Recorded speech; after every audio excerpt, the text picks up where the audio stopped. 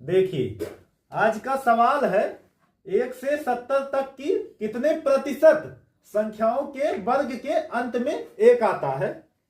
यानी सवाल पूछ रहा है कि 1 से 70 तक की ऐसी कितनी संख्याएं हैं जिनके स्क्वायर करने पे लास्ट में 1 आता है। तो इसका मान आपको क्या करना है, प्रतिशत में ज्ञात करना है।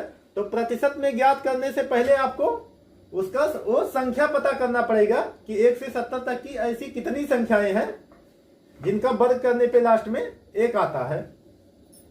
तो यहां पे ध्यान दीजिएगा, देखिए ऐसी कौन सी संख्या है जिसका वर्ग करने पे लास्ट में 1 आता है।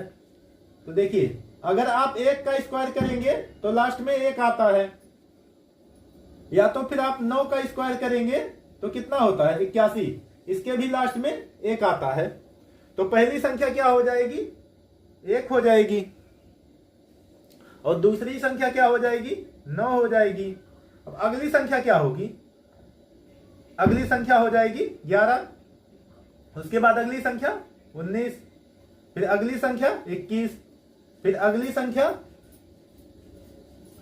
हो जाएगा 29, अगली संख्या 31, अगली संख्या 39, अगली संख्या 41, फिर उसके बाद में हो जाएगा 49, फिर उसके बाद में हो जाएगा 51, फिर 59, फिर हो जाएगा 61, 69।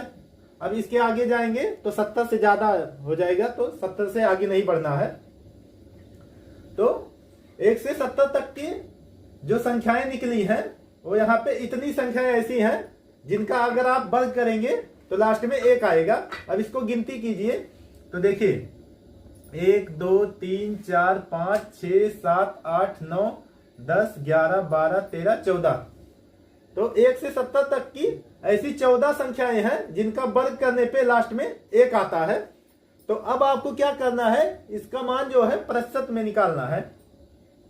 तो कितनी है टोटल, तो टोटल 14 है।